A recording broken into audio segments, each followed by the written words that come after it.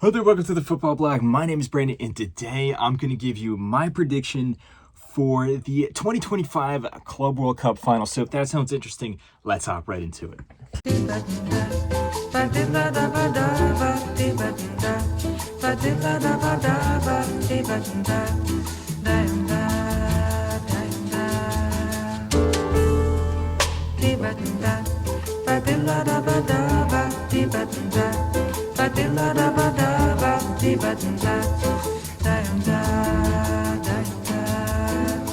Eu quis amar, mas tive medo e quis salvar. So the 2025 Club World Cup final is finally here. We have two teams left before we crown the kings of club football for the entire world. In the first time that this tournament is in this format. It's been a great tournament so far, in my opinion. I know some people have different opinions depending on, where they're from or where their club is at the moment. I personally, even though my team Barcelona is not in this tournament, I've had a great time. Of course, I'm biased. I'm an American. I've been able to go to a lot of the games, and it's just been cool to have the tournament here in this country. So I do have to acknowledge my bias there. But as for this matchup here, we have two teams from Europe, no surprise there, but we have Chelsea going up against PSG. Interestingly enough, we have the current Champions League winner and the current Conference League winners. So that is a fun tidbit there. We already have two European champions going up against each other here. Both these teams have had very different runs to the final. They also play different styles of football. They have very different styles of players as well, so it should be a pretty interesting matchup.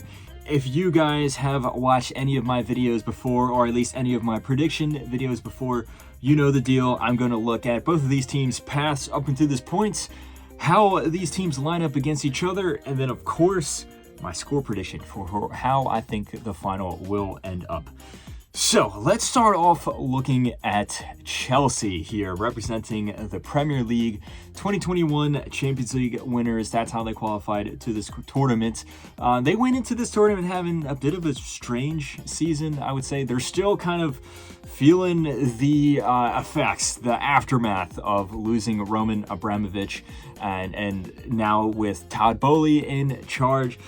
It's been a bit of a rocky road at times, some low moments, some high moments. I think this current season, though, did end on a high note. They started to get into some really good form towards the end of the season, the last few months there. And then, of course, they won the Conference League. And it's not a perfect squad, but it is a team that works really well together, especially in the biggest moments. They know how to pop up in the biggest moments. Now, they didn't actually start off the Club World Cup in the best fashion. They defeated LAFC, but I think it was a game that it was actually very close. I think LAFC gave them a very good run for their money and were extremely unlucky not to at least score a single goal there. I think they were probably deserving of even a draw, in my opinion. And then in the next game, Chelsea got completely dismantled by Flamengo. I think from minute one to the end of the game, Flamengo was the better team. They ended up defeating Chelsea 3-1, their very deserved win on the night. But from that point on, Chelsea started to turn the leaf and start to get their campaign on track with a very impressive performance against Esperance. They defeated them 3-0 there. And then into the round of 16, they went up against Benfica. And this game was a very strange game because Chelsea played very well. I thought it wasn't, complete destruction or anything like that, but they were playing well. They grabbed the lead, a very nice free kick from Reece James. But then there was a thunderstorm, which led to a nearly 2-hour-long weather delay. And then once the teams came back, the momentum was all messed up from both teams, really, and then Benfica was able to capitalize on that chaos. Angel Di Maria scored an equalizer, brought the game to extra time, but I think just how strange the game was up until that point. Chelsea capitalized on the chaos in that opportunity, in that incident, and they were able to run away 4-1 winners when Benfica's shape kind of just fell apart. It looks like the players were tired. They're, all the fluidity kind of just shattered at that point. So weird win there, but a win nonetheless. Chelsea went on to the next game against another Brazilian team. They went up against Palmeiras. And this was a game that I thought that it was very close. Razor edge thin. That's how close this game was. Chelsea opened the score. Cole Palmer was very good within the first, I want to say like 20, 30 minutes. But then Palmeiras grew into the game and were able to exploit Chelsea's gaps in their defense, specifically on the counter. And Estevao, who is now actually a Chelsea player, and he was loaned back to Palmeiras, he scored a very nice equalizer. And at that point, I thought Palmeiras was actually the better of the two teams. But Chelsea got a lifeline there.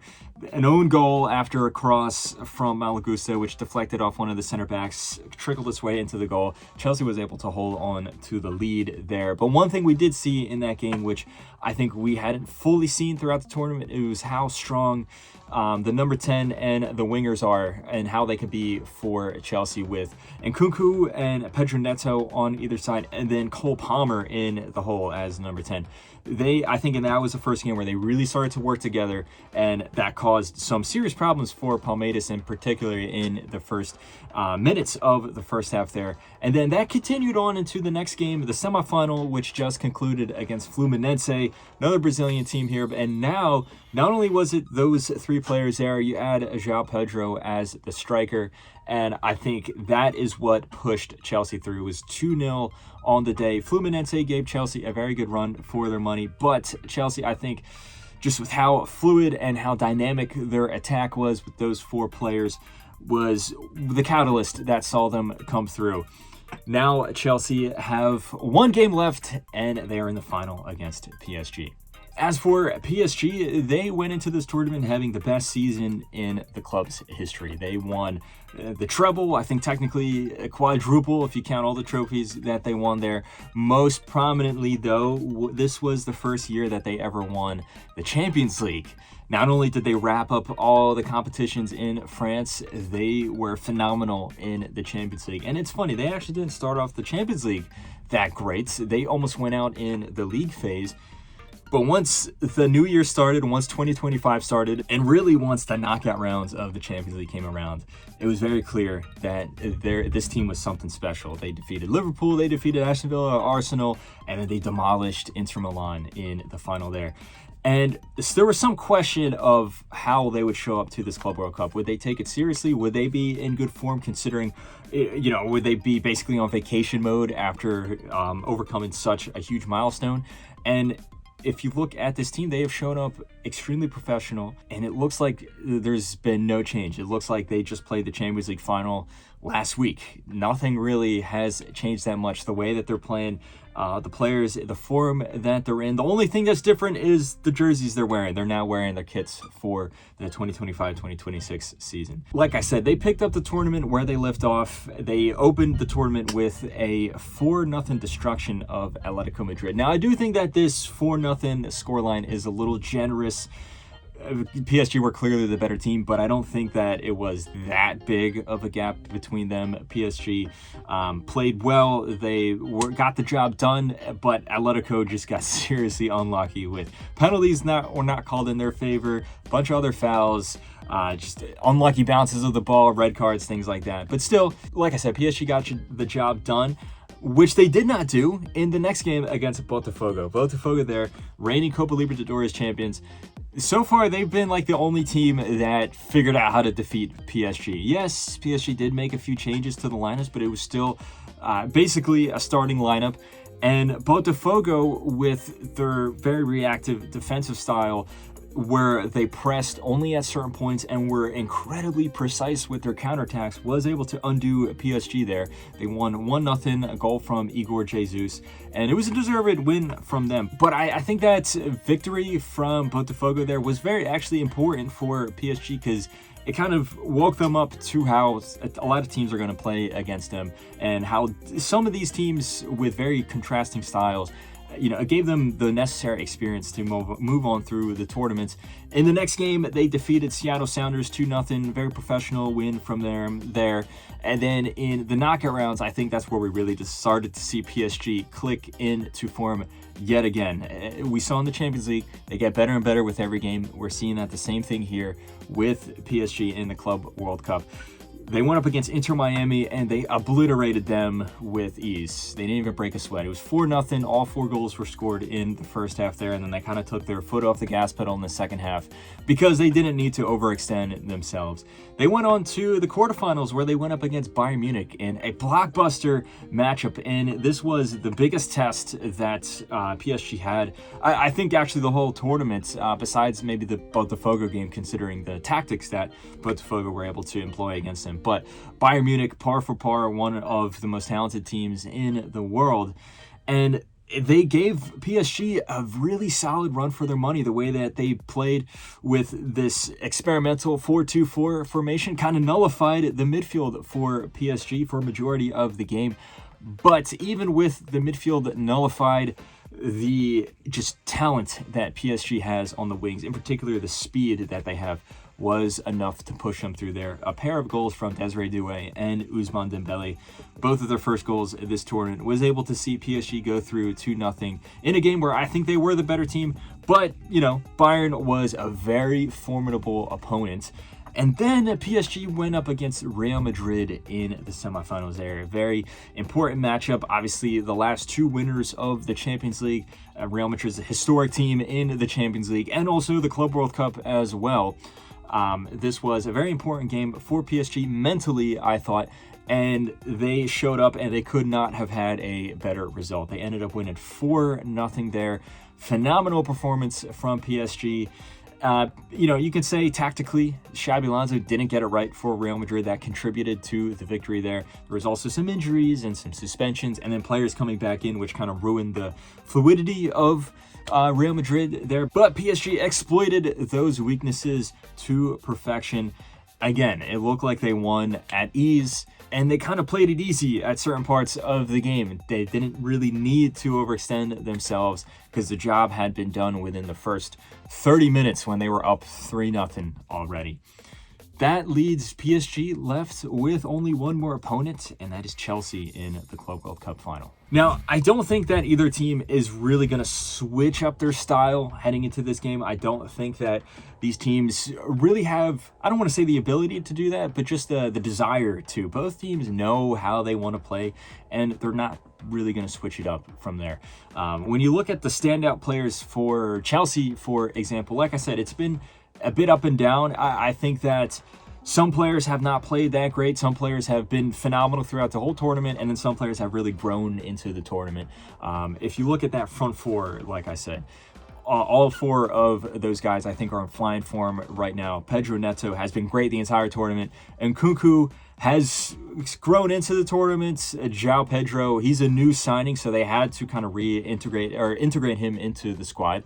And then Cole Palmer's been up and down. I think we've seen some of the best and some disappointing games from Cole Palmer as well. But throughout the rest of the team as well, I think Caicedo and Enzo Fernandez are 2 of the best midfielders in the world. They have been great for Chelsea this whole tournament, and especially in the knockout rounds. The way that they're able to control the game, the way that they're able to facilitate the ball, and then also close down the attackers of the opposing team. It is crucial to how Chelsea play. Their back line, though, there's some serious questions to be asked. I think Cucurella has been great, but the other defenders, you know, I think that it has been, like I said, very hot and cold on the day, sometimes even within the duration of a game. And then Robert Sanchez, I never really had that much of a confident feeling for Robert Sanchez in goal. And there's been times where he hasn't been tested a whole lot this tournament, but he also hasn't necessarily had a phenomenal campaign either. As for PSG, it's interesting because I wouldn't say that there's necessarily a single standout player, perhaps, besides Hakimi. And that's not to say that any of the players have been playing bad. It's just that this team mentality, this team unit is so strong as a collective that you don't really see a single player stand out because everyone's playing great. I mean, Kvaratskhelia has been super productive on the wing there, how dangerous he can be to any defense. His dribbling skills are some of the best that I've personally ever seen on a player. Then you have to look at a guy like Desiree Doué and how creative he can be, but then also how effective Dembele can be and the speed that he has on the wing there. And then the midfield for PSG, as I've said so many times over the past 2 years at this point, this is the real engine for PSG. Fabian Ruiz and Vitinha, and then now João Neves. This is the best midfield in the world besides Barcelona, I would say. And each one of these players has been phenomenal this tournament. They've not only just created a lot of chances, they've been scoring a lot of goals themselves.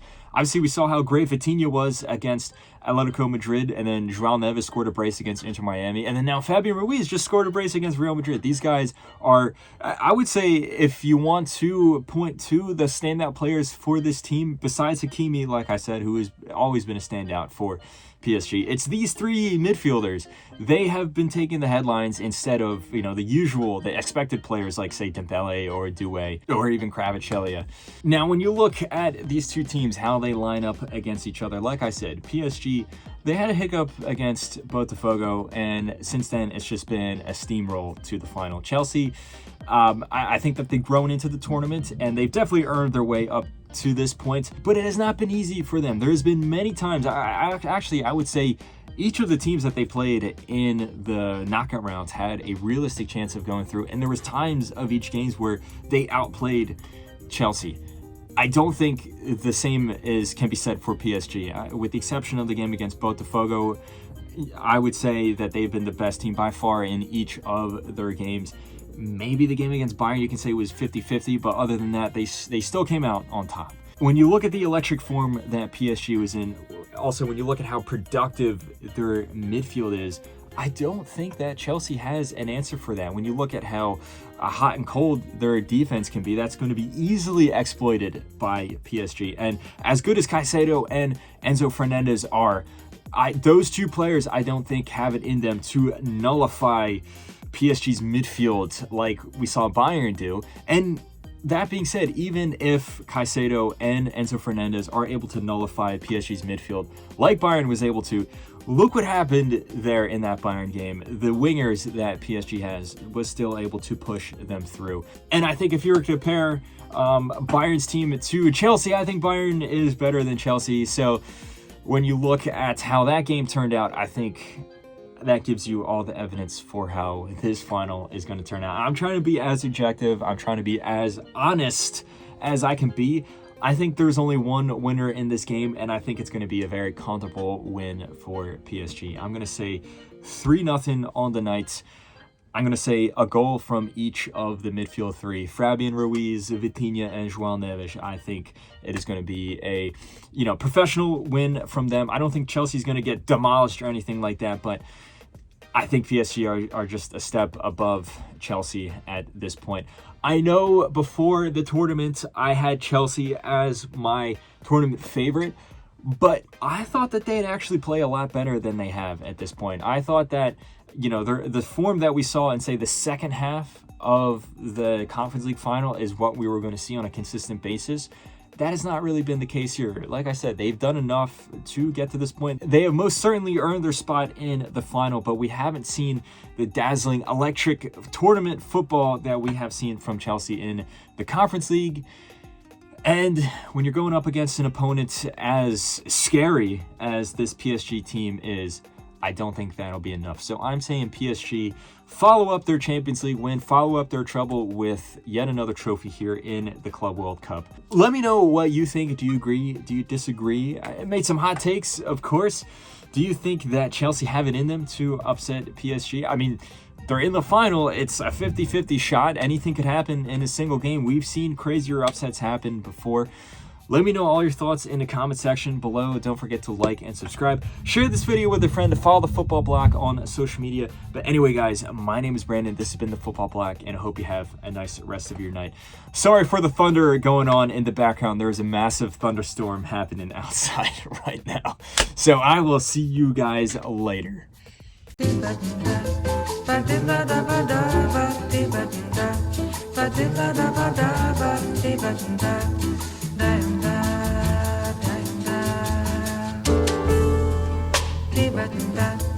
Badilla da ba da ba di ba da.